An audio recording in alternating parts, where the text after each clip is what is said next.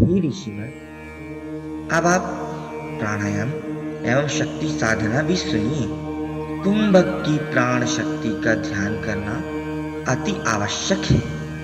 यह शरीर की शुद्धि के लिए उपयोगी है और कफ, वात, पित्त के संतुलन एवं उनके निष्कासन में सहायक होता है।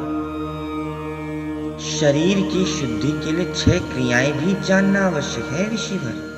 नेति अर्थात नाक की शुद्धि, धौति अर्थात आंतों की शुद्धि, कुंजल अर्थात उल्टी द्वारा शुद्धि, सूत्र नेति अर्थात सूत्र द्वारा नाक की शुद्धि, नौली अर्थात उदर की मांसपेशियों का संचार, फिर शंख प्रक्षालन अर्थात पूरा आंतरिक शुद्धिकरण। हे ऋषिवर, अब आगे जानिए प्राणायाम एवं मुद्रा साधना। ये जानना और भी आवश्यक है ऋषिवर भगवत प्राप्ति के मार्ग में। देखिए ऋषिवर, 8 प्रकार के प्राणायाम तथा 10 प्रकार की मुद्राओं के अभ्यास से जीवनी शक्ति को नियंत्रित किया जा सकता है। यह शरीर को शुद्ध एवं स्वस्थ, आकर्षक बनाता है तथा मधुर स्वर व प्रभावशाली व्यक्तित्व प्रदान करता है। प्राणायाम की प्रक्रिया ये भी जानिए ऋषिवर।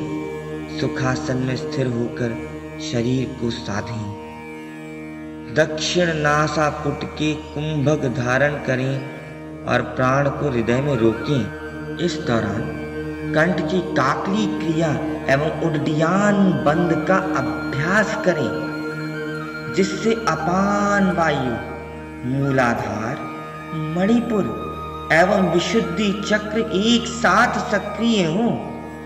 इसके बाद भस्त्रिका प्राणायाम का अभ्यास करें, जिससे उड्डयन बंद से उत्पन्न शम समाप्त हो।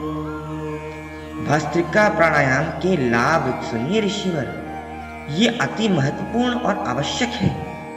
मणिपुर अर्थात नाभि, अनाहत अर्थात हृदय एवं विशुद्धि अर्थात कंठ चक्र एक साथ सक्रिय होकर ऊर्जा प्रदान करते हैं।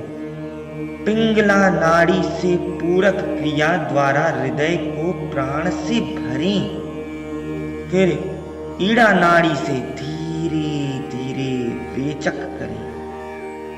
इस प्रक्रिया का प्रतिदिन 5 बार अभ्यास करें।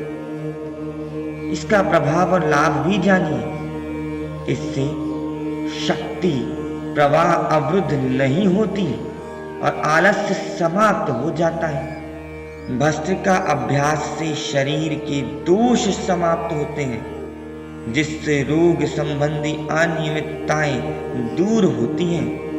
पित्ताशय, आमाशय एवं हृदय गति स्वाभाविक रूप से सुचारू होती है। जागरण के पश्चात व्यक्ति स्फूर्तिमान रहता है। अवचेतन मन द्वारा नियंत्रित शरीर अब सचेत मस्तिष्क द्वारा संचालित होने लगता है। स्वादिष्ठान एवं मणिपुर चक्र का सक्रिय शिशन एवं नाभि के मध्य स्थित स्वादिष्ठान चक्र सक्रिय होता है। वज्र आसन में मणिपुर चक्र को संकुचित कर भस्त्रिका करें।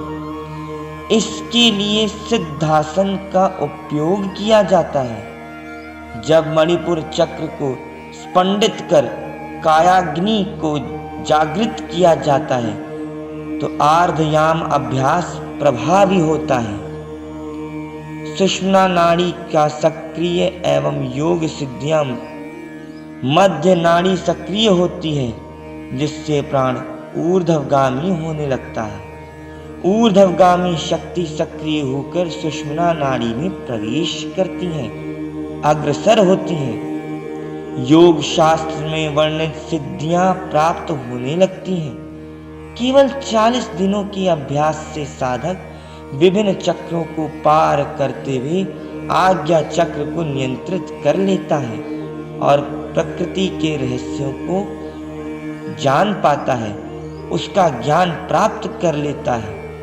तब रोगों का कोई भय नहीं रहता तथा साधक मृत्युंजय अवस्था का अनुभव करता है। ज्ञानेंद्रियों की संवेदनशीलता एवं राजयोग की उपलब्धियां जब प्राण शक्ति ऊर्ध्वगामी होकर सक्रिय होती है, तब ज्ञानेंद्रिय अधिक संवेदनशील हो जाती है।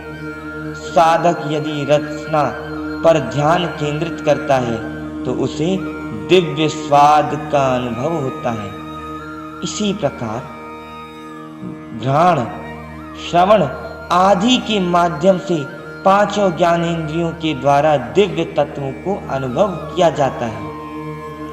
इसका विस्तार योग शास्त्र के विभूति पाद में वर्णित है, जिसे राजयोग की उपलब्धियां माना जाता है। खेचरी मुद्रिका से साधना, यह जानिए ऋषिवर।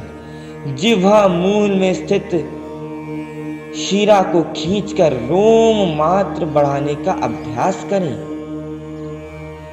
सैंधव नामक एवं हरड़ चूर्ण के साथ जिह्वा पर प्रयोग करें, जिससे खेचरी मुद्रा में सहायता मिले। इस प्रकार हठ योग में जिह्वा का परिशोधन एवं परिवर्तन होता है।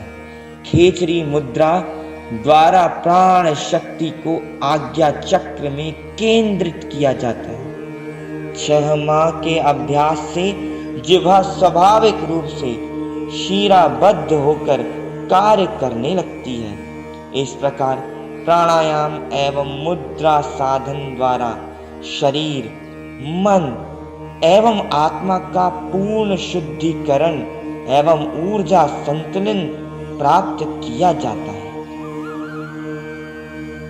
आगे की चर्चा अगले भाग में। सुनते रहिए श्री दत्त पुराण कथा, जो श्री परम पूज्य वासुदेवानंद सरस्वती जी महाराज जी द्वारा रचित है। बोलिए दत्तात्रेय भगवान की जय हो।